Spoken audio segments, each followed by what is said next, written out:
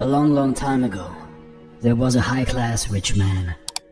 As he became older, he realized that the suffering of old age was about the same for rich and poor alike.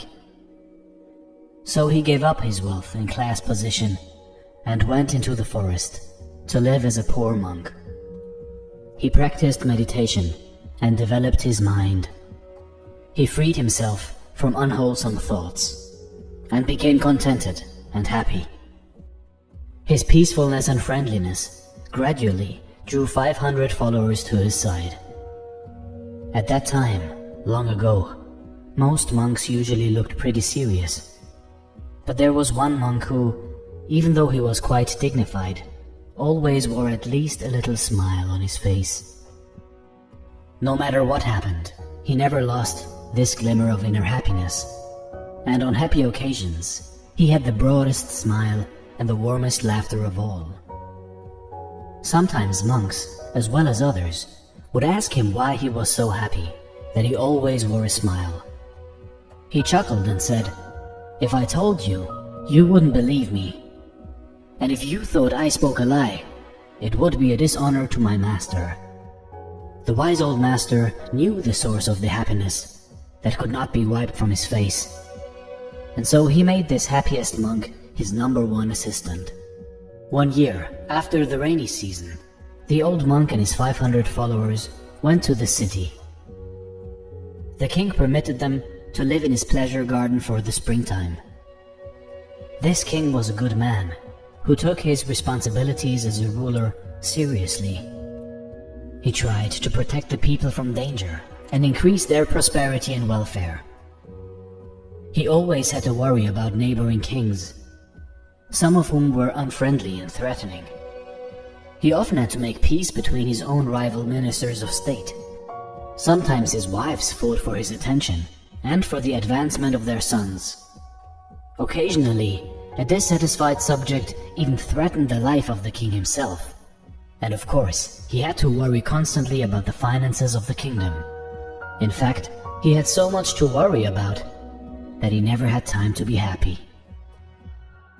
As summer approached, he learned that the monks were preparing to return to the forest.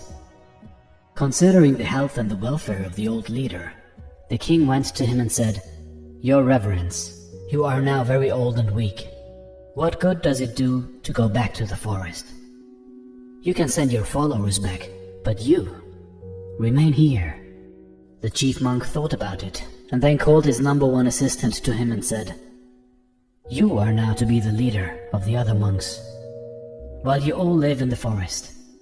As I am too old and weak, I will remain here as offered by the king." So the 500 returned to the forest, and the old one remained. The #1 assistant continued practicing meditation in the forest. He gained so much wisdom and peace that he became even happier than before. He missed his old master and wanted to share his happiness with him, and so he returned to the city for a visit. When he arrived, he sat on a rug at the feet of the old monk. They didn't speak very much, but every so often, the #1 assistant would say, "What happiness! Oh, what happiness!" Then the king came to visit. He paid his respects to the chief monk. However, the one from the forest just kept saying, "What happiness! Oh, what happiness!" He did not even stop to greet the king and show proper respect.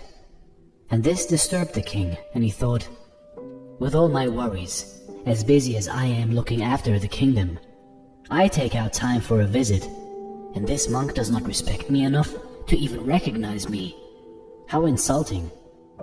He said to the senior of the 2 monks, "Venerable sir, this monk must be stupid from overeating. That must be why he is so full of happiness. Does he lie around here so lazy all the time?" The head monk replied, "O king, have patience, and I will tell you the source of his happiness. Not many people know it. He was once a king, just as rich and mighty as you. Then he was ordained a monk and gave up his kingly life. Now he thinks his old happiness was nothing compared to his present joy. He used to be surrounded by armed men who guarded and protected him. Now, sitting alone in the forest with nothing to fear, he has no need for armed guards. He has given up the burden of worrying about wealth that has to be protected. Instead, free of the worry of health and the fear of power, his wisdom protects himself and others. He advances in meditation to such inner peace that he cannot keep from saying, "What happiness, oh what happiness." The king understood at once. Hearing the story of the happy monk made him feel at peace. He stayed for a while and received advice from both of them. Then he honored them and returned to the palace. Later, the happy monk, who once had been a king, paid his respects to his master and returned to the lovely forest. The old chief monk lived out the remainder of his life, died, and was reborn in a high heaven world. You see, in life, if we stay unattached to wealth and power, our happiness increases. If we search for happiness in the outer world, in everything that isn't within us already, we will never retain it. We will never find happiness, because happiness is the way. The way is within us, and no material possessions can ever guide us to happiness as much as our inner happy self and our inner being. Those who hide behind wealth and power will never find happiness. But if you are a master of your own fate, a master of happiness, you will find it even in the smallest of things in this world.